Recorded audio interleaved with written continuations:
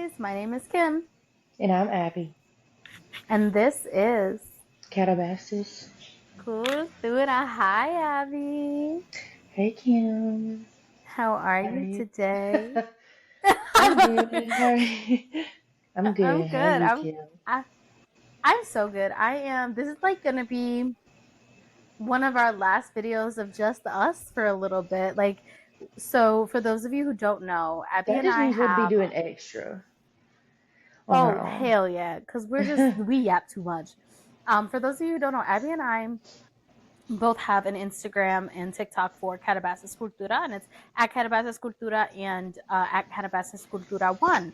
And we recently posted on our social media looking for people to interview, and the ways in which we were like blessed from the amount of Yeah. individuals who were interested in being in our podcast, and like it was like beyond words. Like we both kind of like called each other and was just like, holy shit, like hmm it is Yeah, and people we've the been rest. following forever, like on our personals, like Yes, never would have thought even. Yeah, it's crazy. it literally, like, I was like Or people just stressed coming out out of the and excited. woodwork saying that they listen. That's crazy too. It has been like the most humbling experience and the coolest experience, and it's just like finding and meeting new people and engaging with people that first we followed for so long, and it's like, holy crap, we're going to be able to like pick their brains, and also Yeah. people that we didn't really know before, and now we're like looking at their content and learning so much about their And practice. we've And made so it many friends. Like, it has been the most rewarding and humbling experience. And like, I think a big fear for us when we started out was just like, what if like no one listens? And what if like we don't get to build the community that we're seeking? Because I mean, the big goal for us is to build community, and to see how that is coming in such a beautiful way has been like, I'm like freaking the fuck out. And so just know we're gonna be getting some dope ass episodes coming up soon. yeah. Abby and I are gonna do some extra ones. We are going to have so much incredible content for you guys before our season ends. But yeah, let's But like, yeah, but I feel like since we're doing everybody else, we obviously have to do Kimmy before everybody else. I'm very nervous about this. A I'm like, fucking dweeb. interesting. Kimmy's like on the pulpit on social media. Okay, here's y'all's reading, y'all's intuitive reading for the week. But she gets on here and I'm scared. I'm so scared. It's literally just it's, I'm so good at talking to other people, but when it's time for me to be like, all right, guys, ask Yeah, questions, I'm like, I I don't get know anything. So yeah, that. this, it's gonna be, it's gonna be me. All I'm right, ready. well, Kimmy, to stop you from rambling, like you are, Thank and your you. face is getting beat red. I feel like, I mean, the elephant in the room, like the first question, I don't even think we've ever talked about this. So, when did you become a witch and why? Like, for what? Ooh, I love this question. Okay, so the whole cliche spirituality has been in my life my entire life. I mean, that's kind of just like, I've always been connected to something. Like the whole, like, I was the kid who was talking to trees and apologizing to trees when I was taking a leaf or taking a branch. I was the kid who would like pick the grass and like put it in potions, and the kid that asked a lot of questions. And so I think like my entire childhood I was always seeking spaces because I knew that organized religion just wasn't for me. Um, I never like was able to engage in Yeah. witchcraft. It was just not something that I could do in my within my home. My parents were really awesome with like letting us ask questions, but when it came to like actually engaging, that was a whole different story. Yeah. And so I was raised Christian. Um, I was raised within the constructs of the church, and there's a lot of trauma that comes with that. But I would have to say it wasn't until it first started within like my teenage years, like I had to be like 17 or 18, where I got my first tarot deck. And I remember I don't remember what it's called, but it was like a cartoonish kind of very on the basis of femininity, but very cartoonish. And it was so cool. It was a purple case. Um, and I got my first crystals, and that was I was like 17 or 18. And then when my dad saw it, like he cursed me up and down and was like, "This is not coming into my house." Just sitting here like Mhm. I'm sitting here with my tarot deck, I'm sitting here with my crystals, I'm sitting here with incense, and I'm like, "Well, I don't understand." And then it was again the kind of cycle of this is evil, this is like you're bringing evil things into the home, you're bringing evil things into your life. And so then even with my curiosity, it wasn't something that I was able to participate in.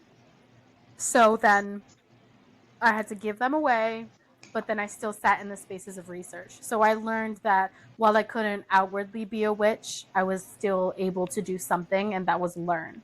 And so since I was 17, I was learning and reading and researching and connecting and watching videos and looking at different contents and all of these different things. And it wasn't until probably I would have to say 20, yeah, I would have to say 20, 21 years old is when I first got back into doing tarot.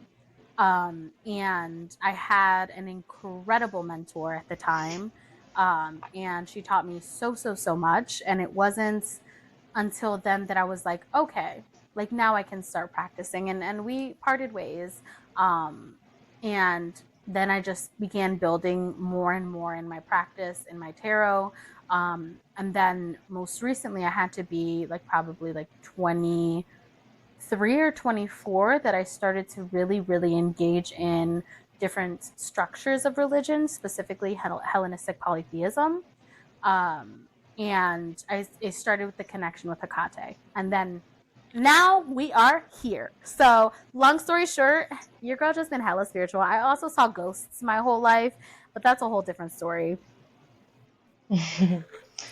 Yeah. There's something about the end of your teenage years. I feel like we're all deep down a witch and we just kind of at that point. That's funny. Yes, 100%. I think we all, even like, I love the connection to like childhood and the connection to innocence, being almost, I wouldn't say a portal, but like I feel like the veil is so much thinner when we're children that we just see Yeah. everything. Like there's a reason why we had like talk to fairies and all. Don't say thank you and don't Yeah. just take gifts, but like we talk to fairies or have imaginary friends and see dragons and see all these different things. Like I think that when we're children, we're able to see so much more.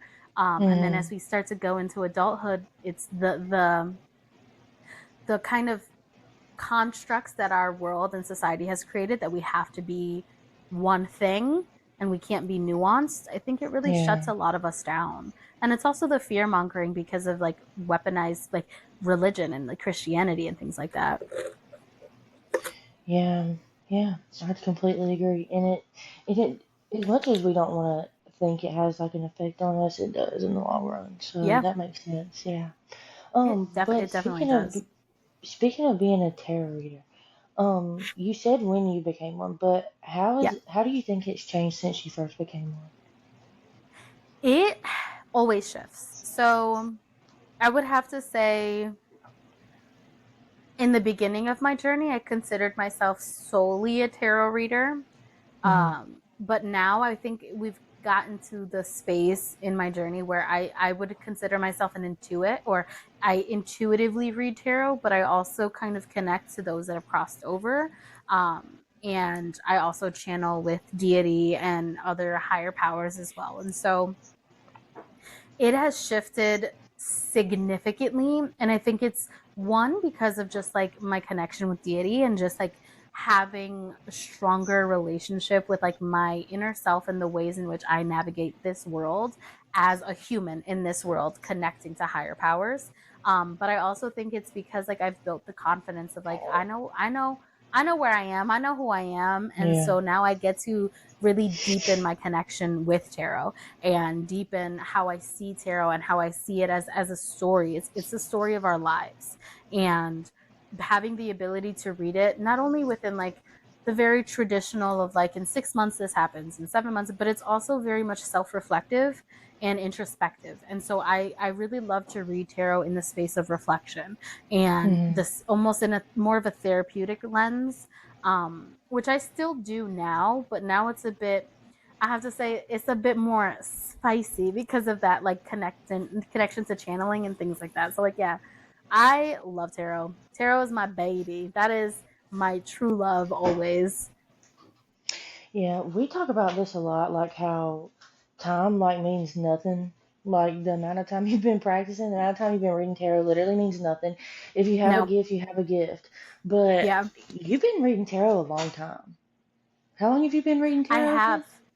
I think, how old am I now? I'm about to be 28 in a month. So yeah, about like 7 years. Yeah, It's about you've been seven building years, that muscle. yeah. You've been flexing that muscle for 7 years. And it's been very Yeah, consistent. I've been very, very blessed in the ways that I've been able to like read for community, read for friends, and read professionally. And so it's been something. And also like this also, I love how you talked about like there's no such thing as time when it comes to spirituality. I think there's a bit of a duality with that of like I don't think I think you can be powerful in every right no matter how long you've been practicing or reading or channeling, but there's still also that beautiful part of learning and research and synthesis and like how to bridge the gap between the two. I think is so powerful. So I'm so glad that you said that of like it doesn't fucking matter if you are still new and you feel so strongly in connection to what you do. That is so fucking spectacular and so beautiful. Also still research, also still yeah, do like don't just jump into things. And I don't mean jump in like, oh my gosh, like I'm not gonna do tarot. Like no, do tarot for friends, for family, for community. Give yourself a little bit of grace in the ways in which you learn before jumping into a professional lens because it is hard. It is hard to do tarot professionally in a very oversaturated space. And so it's also going to be such an incredible experience to research and organize your ideas and build that confidence within the foundation too. You could tell I'm an Apollo devotee. I'm like, make sure you find the structures. no, And like you're the that's true. Dionysian. Yeah, you're the Then I'm Dionysian. Like, like, you know what? Fuck around and find out. That's the best way yeah. for you to learn. Fuck it. I'm just kidding. I mean, No, I but fucked dead around ass. and found out. So, Yeah, but but no, I love that speaking you of said that because it's so true. yeah, speaking of Apollo, what does your relationship with him look like? I mean, and obviously you also venerate and worship his twin sister. So, how about her Yes. too? So Like, when I did that started start? Why? Yeah. that. It's it was really funny.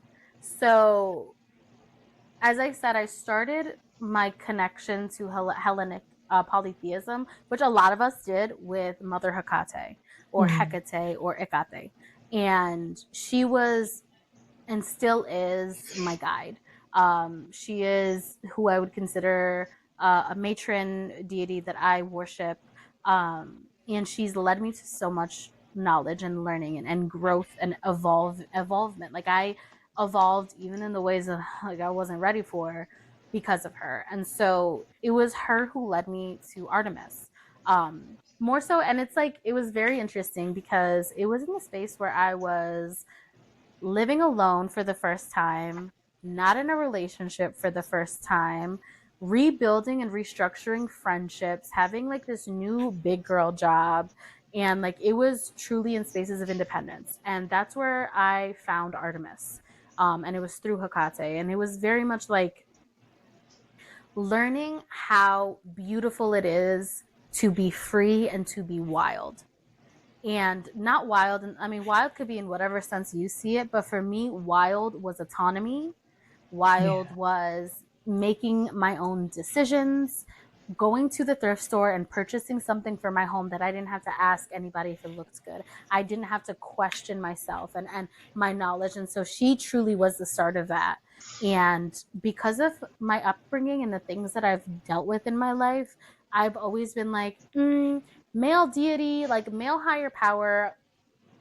No, thank you. Like I struggle with male energy, and so I think we both starting been with like Artemis, that. It's crazy. yeah, yeah. And And we're so like, it was really. it was really Yeah. interesting. Now we're Yeah. devotees to Hades, and now I'm a devotee to Apollo. But so she Mhm. kind of led that space, and then all of a sudden, I started to feel the connection to the sun, to knowledge, to all these different things, and I was like, "What is this? Like, things are changing, and what is this change?" And then that's when I found Apollo, and I've always like learned about Apollo because of through Artemis, but this is when I started to truly recognize of like, oh, okay, like now I've built this space of autonomy and independence, and I don't know what the fuck to do with it. Like I have this space. I've finally created this kind of podium for where I stand in my life. I don't know what to do with it. I've never had all of this freedom before.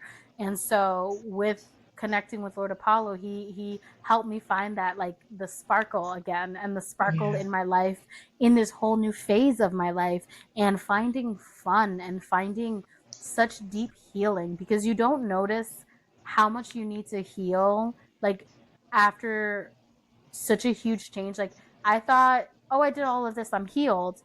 But then it turns out like there was still so much I had to do. And it was just, I had to find a different way to do it. And that probably was like, I was ooh, probably like 5, 6 years ago as well, that I connected with Lord Apollo. And it was just something that was very private. It was something very quiet. It was something that I kind of just let flow. And it's not until recently that I felt ready to kind of talk more about my relationship and like my worship to Lord Apollo. Because now this is a season of my life where I get to kind of share everything that I've learned, not only Mhm. of these deities, but also of myself. And I would also have to say that, like, ever since I began my worship with Apollo, my divination and the ways in which I connect to divination and oracle work has been like so much stronger. And I mean, of course, because he is the god of oracle. And so when we divinate, it's through the energy of Lord Apollo for those that believe in that, for those that connect to Hellenistic polytheism. But yeah, so I would have to say, like, connecting with Lord Apollo has really helped refine my skills as a diviner, as somebody that Mhm. reads and is intuitive. And I want to kind of learn more about different types of divination. I've learned so much about like from other individuals. Like Emmy taught me one that's kind of about like coincidences. I'll have to find the word and I'll put Mm. it up here, but it's like about coincidences and reading through them. And I was like, what the fuck? That's the coolest shit Yeah. ever. And so I That's think cool. the next part of my journey with Lord Apollo is going to be that of just like researching and understanding different types of divination, not only in antiquity, but also what we use in our modern lens. Because I would have Yeah. to say I'm a little bit more of a revivalist than I am a reconstructionist, more so because of my other connections with other deity and other pantheons, as well as just the ways in which I approach worship. It's a bit more modern. I do use some like some material and resources and hymns from antiquity. So I kind of am in between. I'm Mhm. bisexual in all of the fucking senses, even in my religion. That's just what it is. Yeah. As a devotee to Apollo, as well as having Latin ancestry and being a Latin person, what has your healing practice taught you? And can you tell us more about your healing practice, like on both sides of the spectrum, with you being a devotee to Apollo, and I know with your ancestry, healing is a big part of that. Yeah. I love this question so much because it's something that I am learning to navigate now in my life. And so I think that Mhm. it's really, really important. I mean, I feel like a lot of individuals in this space in our generation, we're really trying to look at what happened like pre-colonialism. What Yeah. was what was our truths pre-colonialism? And so um separate from Lord Apollo and the Greek pantheon, a lot of my practice is on the basis of ancestry veneration, ancestry work, as well as like curanderismo and espiritismo. I'm still learning. These are still things that I'm actively learning and engaging with. So I wouldn't say that I am a curandera. I wouldn't say that I practice espiritismo because it's still something that I'm actively learning and understanding how to navigate within myself, my history, and who I am. Um, but I would say that I do take on some of those pieces when I'm practicing, when I'm worshiping, when I'm engaging, and also like just doing workings for other people and myself. So like let's talk about like Borinquen, being Puerto Rican in a pre-colonialist world, and that was all about animism and Mm. connecting to nature and speaking to nature, speaking life into our world for that world to speak life into ourselves. And so I do truly try to take that on within my day to day, which is like I talk about all the time of like engaging in the mundane and the magical at the same time. And so for me, working with nature, working with the energy around us is something that I find so useful as a practitioner, but also something that brings me so much joy. Like it's such a Yeah. passion for me because it's so beautiful to be able to be part of our earth. It is so beautiful to be able to put our feet in the grass and truly feel that grounding energy and feeling the flow and the cycle. And so I would have to say, like, that is one of the biggest things that I truly practice within my day to day that connects me to what I would consider my Latinhood or connects me to my island is pre colonial animism and what Mm. that looks like, and truly understanding each root, each herb, understanding the way in which the air is flowing, the water that we use, and water as a life force, and all of these different things. And I think that was one of the reasons why you and I connected so much so quickly too, was the idea of like how you connect so deeply, Abby, with sirens, and how water is a life force in a lot of like very Latin-esque or Caribbean central kind of ideology in terms of like spirituality. And so that was one cool, like really, really cool thing when we spoke before you even like got to see what your lineage was. I thought that that And was then, so, yeah, so then we dope. found out that our Yeah. ancestors most likely, at most, were 30 miles apart because the island is only 30 miles. Yeah. Like, Yeah. what? It's so That's fucking, insane. I think it's so cool. And I think it's so beautiful. And so I would have to say, that is the ways in which I connect to my ancestry and my lineage. It's also like ancestor veneration. Mm, I love me some ancestor veneration. I have like a mini altar in my office right next to my computer where I have pictures of my ancestors. And for me, ancestor veneration, I also have my dog there. I don't give a fuck. She's my ancestor. That was a part of me. And so like having that active connection to those who've passed on, like there's like, I love this idea of like our ancestors being our guardians and being our protectors and also being our guides in this world now, because Yeah. they've engaged in their life and they've also engaged in the truths of death. And so I, as a chthonic person as well, having that like kind of relationship with both life and death, I think is just so, so beautiful. And so within that and within ancestor veneration, that's super important to me. And then when it comes to Apollo specifically, like Apollo Payan, who is the healer, I would have to say my work as a tarot reader, my work as a practitioner, Yeah. my work as a teacher, it always surrounds a space where I get to be so blessed to be able to help people in spaces of healing. And it is a responsibility that I take so, so seriously. It is something that is a labor of love. It is something that I know is a purpose for me in this world. Like I know without a doubt a purpose for me in this world to is to love and is to help heal. I wouldn't say like I'm a healer, I heal everybody with a blink of like, this is a Yeah. process. Like I I don't understand. believe in that shit. I don't believe in toxic positivity of like I can snap my fingers and I heal you. I get to be part of the process and I get to be part of the journey. And that's with like any of my clients within my like people in my community, my friends, my family. I am so blessed to be able to be part of these spaces of healing. With that, your girl be stressed half the time. That's just that is the blessing and the curse of being part of being a healer or being part of like healing spaces. is learning how to navigate them, especially in our world today when our world is shit.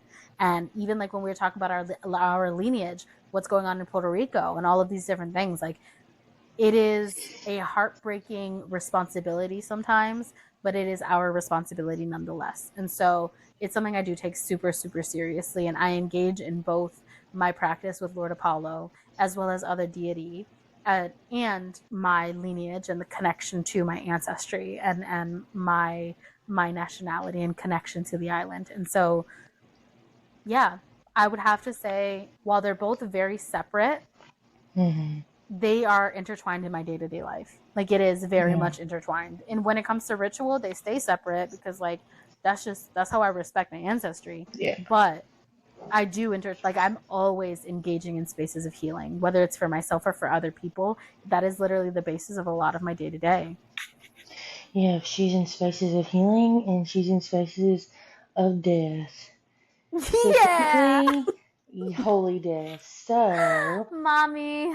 yeah. How has your life changed since building a relationship with Santissima? Girl. Girl, what's the song? I did a full 180. Oh my goodness. So I, girl, mommy has, she has shown herself as the liminal folk saint, as holy death, as guide, as mother, as like mommy has changed my life. I would say for the better. There were moments in my life where it didn't feel that way at first. And that's something that like other devotees talk about a lot, where you don't notice it and you don't recognize it until after. Like it's very much like a, I see it now months later, but I didn't see it during. I was like, fuck this shit, my life fucking sucks, I'm crying every day, this is horrible. For real, like you you don't ever recognize the ways in which you've moved past hurdles until after you move past them and after you're at the top of the hill and you're like, holy shit, we've done all of this. And so it's been a crazy experience. And I, not to say that my other deity connections and the ways that I worship deity in other spaces weren't like insane and weren't like powerful. Like they all are in different ways. And so right now, most recently with my devotion to Santa Muerte, I'm noticing these things, and I'm noticing like dead ass, I've had to cut off so many different friendships. I've had to change the way I navigate social structures. I've had to say no so many different times, and I've had to learn in very difficult ways. But still, like mommy always got my back. Like mommy protects me in the ways that I don't even know. But I had to learn certain things the hard way. And that's one thing that I hold so much value and respect over my relationship with Santa Muerte, is that she will teach you. She has guided me. Like I would have to say, like it was hard the first few months, and I wouldn't say like first few months of devotion, but when things truly started to shift for me, it was really, really difficult. But she held my hand. Like it wasn't like a, she just threw me to this, all right, go figure it out. It was very much like I knew she was with me, and I think that's Hmm. what made me keep persevering. And there's a level of resilience that you kind of get because you know that mommy is there. And like Yeah. even in the tough days, light candles, light incense, pray, and just cry with her. And there was an experience what I talked about a little bit ago, and I forgot who I talked about with this, but I first venerated and connected with Mi Niña Rosita, the pink aspect of Santísima. And I mean, of course, like for those of you who have been engaged in our journey in Calabasas Cultura, or my personal journey, I've been through a lot within my life. And of course, like you would see me as a healer after the shit I've been through. You know what I mean? Like, but I've been through so much in my life. And so now that I'm in this space where I'm finally learning who I truly am, and I am 10 toes down on me, who I am now, that no, Hmm. I am a tree with roots. And now that I'm here in this space, I can start tending to the me that I once was. and inner me, like inner child work and all of these different things. And so mi niña Rosita, of course, she's the one that connects with me because she is self-love. She is inner child healing. She is so many beautiful things of softness and compassion and empathy.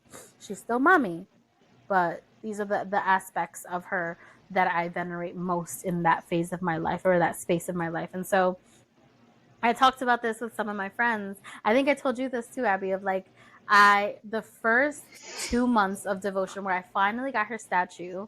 I had her altar set up. I was in a therapy session in the living room with her, and we're just like talking like normal. We're just like, hey, like how is this? How is that? How is that? And like we're talking about something random, and all of a sudden I just start bawling my eyes out and just telling her all of these different things that like I never touch, of things that I needed in my life as a child, things that I Yeah. needed as a teenager, and like things that I never was able to receive. And so after all of this, I'm like bawling my eyes out. And she looks at me, she's like, Kim, what changed? She's like, I've never heard these things from you. This is so new. Like, what changed? What happened? That and I'm looking at mommy like, ma'am, this I appreciate you, but That's what the funny. fuck? And so like those types of moments where she pushes you, but it's not in a space of like pressure and of challenge. Sometimes it is, but other times she pushes you in the ways that you really really need because she wants you to succeed. She wants you to be this powerful being that you should be. Like she wants so much for you. And it's been such an incredible experience, but I changed a lot, and I Yeah. think for the better 100%. Like I would never have been able to be so open about my devotion to other deity. I would never be able to actively take all of this knowledge and education and structure that I created to start making classes and to start teaching people and engaging with community and learning. And like, so her, and I would have to say, like, my connection and worship with Lord Apollo both have really put me in a position where, like, I finally feel so ready to just be me and be me in such an unapologetic sense. And of course, there's still like, we're humans. We are literally sacks of flesh that don't know what the fuck we're doing half the time. Like, I have no clue what I'm doing half the time. Half the time, I don't even know what I'm saying.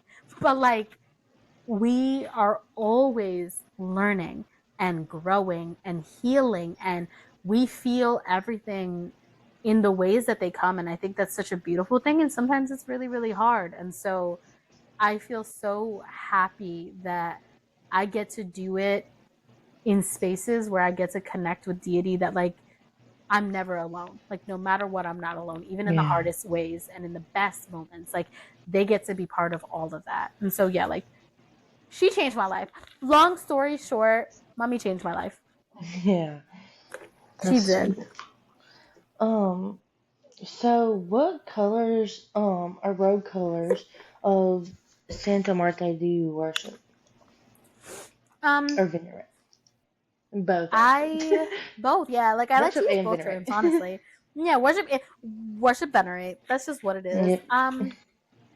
I started with her pink aspect, and then it started to grow kind of like, that's also Mhm. another thing. Like, it just grows, like, because then you start to learn more about her and learn your connection with her, and it starts to kind of develop and evolve. And so then after really connecting with her pink aspect, then I started to connect with her gold, her dorada, which is like money, success, abundance. Because I was like, I'm just a small town girl living in a in a lonely world trying to figure out how to make money. So that it was her gold, or her dorada. Um, and then I would have to say her negra. And that one was, honestly, she was waiting. She was literally just like, girl, when are you going to Yeah. start putting your foot down? Like, and she has taught me so much about boundaries. She has taught me so much about protection and sitting in spaces of protection and saying no as a form of protection. Um, After truly connecting with mi niña negra is when I really started to shed a lot of layers and shed spaces and places that really did not resonate for me, and it did not resonate for who I truly am, what I believe in, the morals that I hold. And so after connecting with Mi Niña Negra is when I started to connect with Mi Niña Blanca, which I thought was really funny because a lot of devotees really start with Mi Niña Blanca because she's like a purifier. She cleanses, she purifies, she opens these roads, she opens these spaces. But then I connected with her because it was kind of like, for me, it was almost like the light at the end of the tunnel of like, wow, you're Mhm. doing all of this work. You are going and you're going and you're going, and like, here it is. Here's the clarity, and here's the truth, and here is like the purifying that you need to like clear these spaces. And that most recently, I've really started to connect with Mi Niña Roja. And that's been interesting. I mean, I'm still, for me, I'm very I'm very Apollo coded. Like, I'm very structured, disciplined. And so for me, when deity comes in, or when these different spaces come in, or facets, I have to research. And so I'm in this space, and it's also a form of devotion for me to do Yeah. research. So now I'm kind of just researching and looking and examining and channeling and sitting with mommy of like, what does this mean? What does this part of my journey mean? Um, but yeah, that's where I am right now. It may change. Like, that's also the beauty of connecting with mommy, is that things shift and flow, and as they're meant to, because we change as humans. And then like siete colores always, of course. But I would have to say, like, yeah, that's where I am right now. Um, and like, even with all of this, like, let's be honest here. Even with all of these spaces of devotion with her different like facets or archetypes or robe colors, she is still Santa Muerte. Consistent. She is Yeah. Like, she is go ahead, yeah. we're Go both ahead, you like, gotta go. Yeah, like it's literally for real. Like, what you think? Like, she just like for real with the red. You gonna get red bottoms, red lipstick, long nails, big red jewels with the gold. lashes, It's the wigs. exact same. It's the exact same. Yeah. It's just with a little more glow with the aura. Very much Yes. like I. It's the Yes. same though. Very consistent. Yeah. It's the same. Yes. Yes. And so Never for no funny me, games, but it's still yeah. glamorous. Yeah, but still glamour. Mommy is so glamorous. For me, I see her and feel her in such a glamour coated way. Like, I am hoping soon, and it's going to be something of a labor of love of building Santissima, like, and creating and building robes for her. And like, I glamour coded like Minerva from Thesmos and Myrtle. I purchased a few things from her, and she was so incredible, like amazing. And she gifted me a Siete Colores rosary, as well as like a miniature Santísima Rosita, but she's like glitzed out, all glitter, and it's so beautiful. And I was like, I freaked out. I called her. I was crying. I was like, this is amazing because this is like, I was connected with her. This is crazy. And so like, she is, but at the end of the day, she's always Santísima. Like, she is Mhm. always consistently Santísima. And like, I am also still so, I hate being like I'm so blessed, but I would have to say like I am. Like, even in the ways that I'm not, I still am. Like, one thing about me, and either you love it or you hate it, either you love it or it annoys you. A bitch is an optimist. Even a baddie with saddies, I still get saddies, but like, I am actively learning how to honor my pain as well as my joy. And so I feel so glad to be a newer devotee in these spaces, because I'm learning from all of these other individuals what to do and what not to do. I am able to see all of this research and synthesis and all of these different things in all of these different spaces and modalities. And I get to truly be able to create this beautiful relationship from all of this information. And Yeah. so I am in no way, shape, or form an expert in Santissima. I'm still learning, I'm still growing, and I'm so happy I get to still learn and still grow. And there's still so much for me to learn. So, and I'm always open to learning more. So please DM me, email us, give some more information, because I'm always up for understanding more about mommy. And so all of the information I'm sharing is on the basis of not only my own UPG, but the ways in which I've learned and I've grown, and the resources that I've been able to examine. Um, but yeah, I love mommy. I love me some Santa Muerte, holy death, the beautiful Yeah. duality of life and death. Like, she's gonna lead me to the underworld. She's gonna be the one to take my hand and take me there.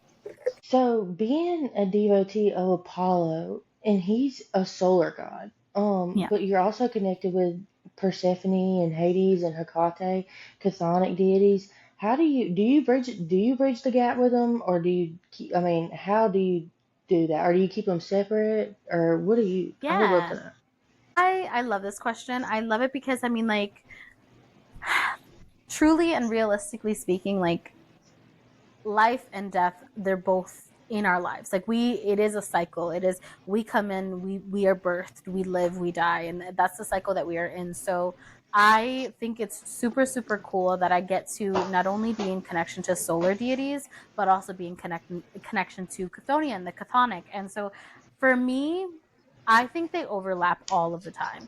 Like, the ways in which we have like Kore, like Persephone Kore, and then during the Catabasis, be transitioning down into the Chthonic until the Atabasis, and having that cycle, and even like the changing of seasons and all of these different things. And so it's really, really cool to be able to be a devotee in all of these celestial and solar spaces, as well as being able to like engage in death and death work, whether that is literally like necromancy, or being able to channel and connect to those that have crossed over, or even like spaces of healing, being both liminal, like being in a liminal space. Because I personally do believe that there is a sense of liminality when we are healing. And that's kind of what I'm going to talk about a little in classes that I have coming up. And that's more in connection to Apollo and Hades.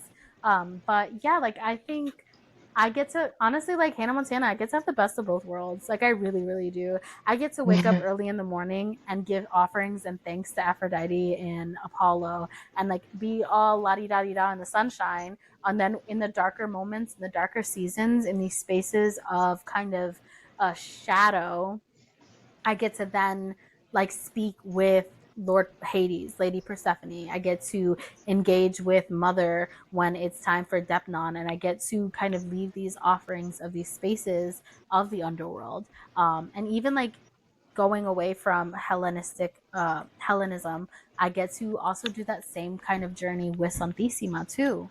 So yeah, like, I love it. I be in and out. I'd be like, turn this way, turn that way, and it's the coolest experience. Yeah. I am someone who is 100% a believer of, you get to believe whatever the fuck you want to believe, as long as it's not harming yourself or others. I think that is the beauty of spirituality and connection. I prefer a little bit more structure, but I mean, whatever floats that boat, I mean, it makes the boat float.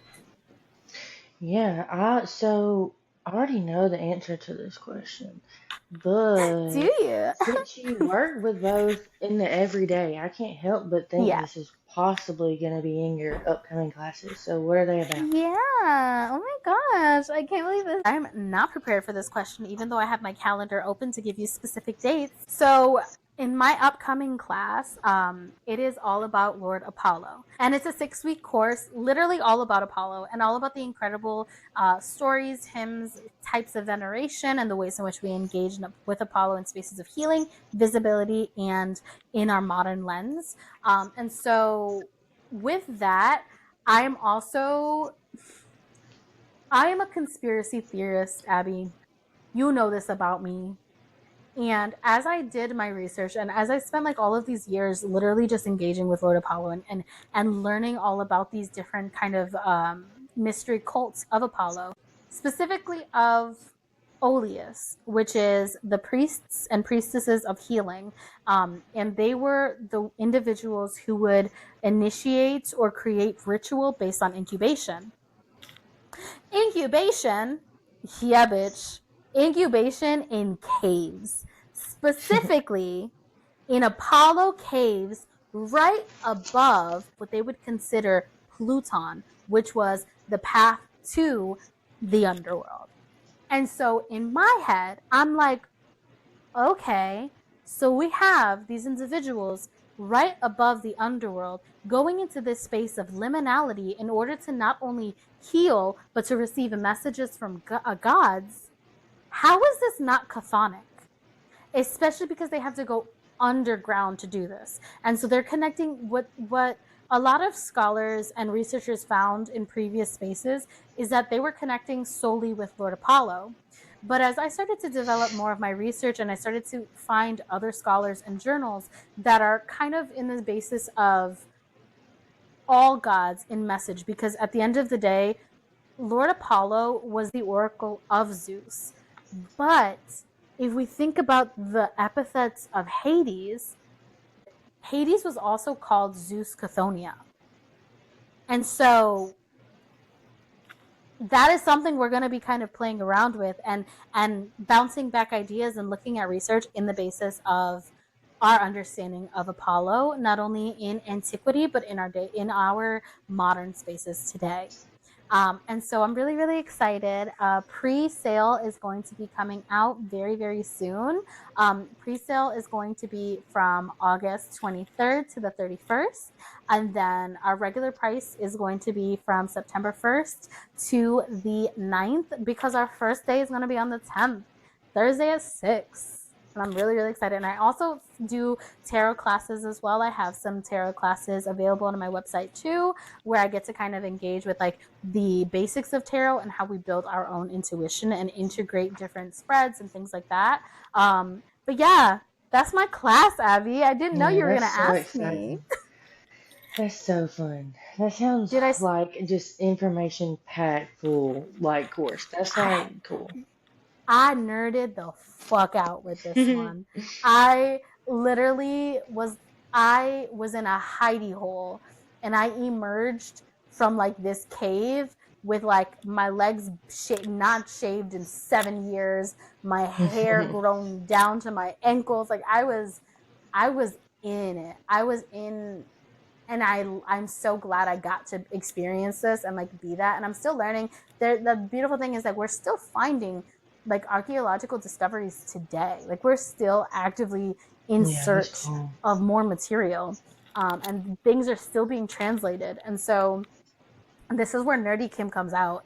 And if you like Nerdy Kim, join my class.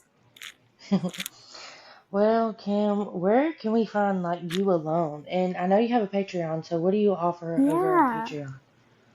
So my Patreon is building. She is new. She is fresh. She's figuring herself out right now. But I would have to say, you can find me on TikTok and Instagram at Kimmi in the Cosmos, or Kimmi underscore in the Cosmos, or Cosmos underscore Kimmi. And my Patreon right now is newsletters, monthly readings. We also do live readings every month where I choose 3 members or 4 members. I have to double check. I believe it's 4. Now it's 4. Haha. I choose 4 members to do a live reading with. We also do like mini classes. I have extended course material. I have like different infographics and worksheets. And yeah, so that's what I have right now offering on my Patreon. I want to start offering a little bit more soon. And it'll most likely be after my classes are complete, because it's a Yeah. 6-week class. But yeah, that's my Patreon. That's where you can find just me. But you can also find me at Carabasa's Cultura. Well, Kim, what should I say next? It's time for Siren Song, bitch. Oh yeah, yeah, yeah. What is your siren song? My Siren Song is Iris by the Goo Goo Dolls. I was out shopping at, I don't know, I don't remember where I was, but I was like looking at shirts and it was on the speaker and I was like, wow, that's a great song. And then I saw that it was on my like most liked songs and I was like, damn, I really need to build my playlist. But Iris by the Goo Goo Dolls always will be a 10 out of 10. Yeah, What about absolutely. you, Abby? I've been listening to a lot of Lana Del Rey unreleased with the sirens. I feel like they like that the most. And Mermaid Motel specifically is so good. I don't think I've ever listened to Mermaid Motel. It's good. Is that is it on YouTube? Yeah, it's on YouTube. Yeah. I'll Okay, send you I my have to. playlist. It's like the ultimate Lana Yes, Del Rey playlist. It's like an hour we love long. It's it. like all you need. I have to organize my Pokemon cards after this, so I'm literally just send it to me and I will be putting it on. Just like we still have to make our Spotify playlist, and so that's going to be another thing that we're Yeah. going to do soon. And we'll make sure to post it on our socials when we do that, because like we're supposed to. Um, Abby, are you pulling cards or am I? You want to pull cards? You do it. Do I one. pull some cards. Okay. So we are at the end of our episode where we do a reading. So right now, because of my class coming out, I am doing channeled Apollo readings, and so that's what we're gonna do today. We're gonna pull a couple cards from Lord Apollo. So before we do anything, I always love to read either a hymn or a prayer to Lord Apollo. One of my favorite books that I found it's this one. It's Apollo Prayers, Poems, and Devotionals, and it's by Holly Trethowen, and it's honestly really, really incredible. And I'll put her book on the description as well.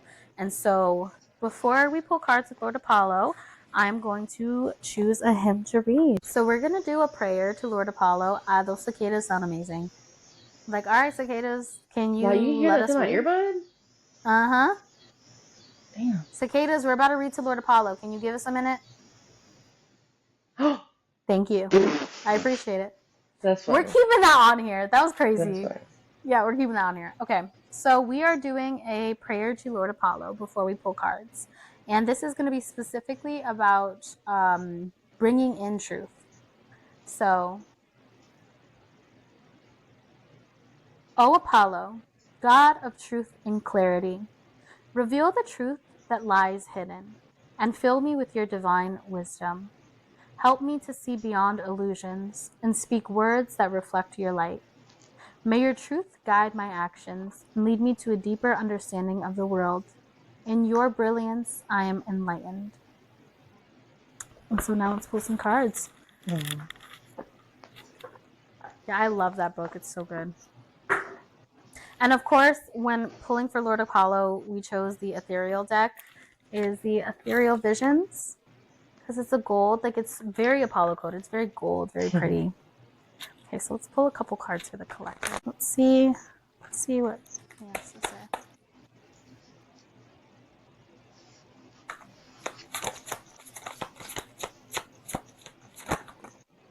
No, we got two cards. We have the Eight of Wands. Oh, you're funny. We have the Eight of Wands, the Knight of Pentacles. Let's pull one more card.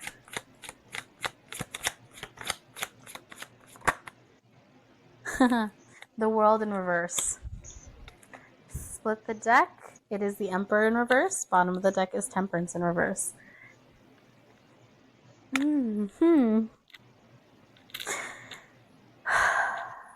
In moments where we want to rush, in moments where we feel like we constantly have to move, I want us instead to take a pause and kind of look around and see what's happening around us. I feel like with this energy, because we have a contradiction. This is a contradiction. The Eight of Wands is fast movement. The Knight of Pentacles is slow. And for that to be clarified with the world in reverse, this really is just like a reminder of, yes, sometimes this fast movement is really, really good. Sometimes we have to move forward and sometimes we have to engage in these spaces. But there are also moments in our life when we just need to pause. The Knight of Pentacles is almost a challenge. It's almost us trying to speed through mud. We can't speed through mud. If we speed through mud, we're going to lose a fucking shoe or we're going to fall on our face. And so this message is almost kind of like a reminder of like, hey, like, if we're always speeding, we're never actually going to get to our goal. Because the goal was never to get to the end. The goal was to be able to see the journey in its entirety. And so for this message, it's really like, yeah, fun. Sometimes movement is so, so cool, but also remember that there are moments where we can't be so fast. There are moments where we are supposed to slow down in order for us to build these spaces and also for us to see the world in its entirety. which I think is really, really beautiful. And then the bottom of the deck was Temperance in reverse, which is really just trying to find balance. And so I love this message. This message is, it's also very Apollo coded of like, see the world, see the beauty of our world and all the things that it brings in. But yeah, so thank you, Lord Apollo, for this incredible message. Yeah, that was really, I liked that message. Yeah, I needed to hear thanks, it. Apollo. And Right? thank Thank you, you, Lord Kimmy. Apollo. I gotta make sure. Yeah, thank you so much for creating this space for me to nerd out and talk about some real cool things going Yeah, it was down. fun. It was Yeah. fun. So, Abby, where can you find us? You can find us on Instagram, TikTok, Spotify, YouTube, Apple Podcasts, at Catabasis Culture on everything. Yes. Or Catabasis Cultura if you're nasty. Querer cultura. Yeah, Yes. Oh, we love if you're it. nasty. If you're nasty. And if you want to email us, you can email us at And if you want to eat canabasiscultura. my ass, that's what it was gonna sound like. If you want to eat my ass, Everybody, email us. Okay. We're not gonna do you that. gotta Okay. tip. We are. You're gonna have to find me in other ways. But you can email us at catabasiscultura@gmail.com. Thank you guys Mm-hmm. so much for chatting with us. Please keep engaging with our stuff. Like, share with other people. Put it on as you're crocheting. Vibe out with us. Oh, Talk. you What? know what I should say? Because, y'all, I don't care if you're from the highways and the byways, you out the country or whatever, I'll pay for shipping. If you have a haunted object, send it to me. I'll pay for shipping. Yes. Like, I'll keep you updated. If you don't want it to be updated, I won't do that either. Yes. Just let me know. Email us. Email us at catabasiscultura@gmail.com, or Yeah. you can DM Abby at Swamp Sorceress. Or if you just have haunted stories, tell us. We need more. Yes, please. Please Hmm. engage in our stuff. Like, we want to keep doing this, and you guys make that possible for us. So thank you so much. And also, like, get ready for some extra episodes coming Yeah. soon. I am Kim, And I'm Abby. and this is Catabasis. Cultura. Good night, everyone. Bye.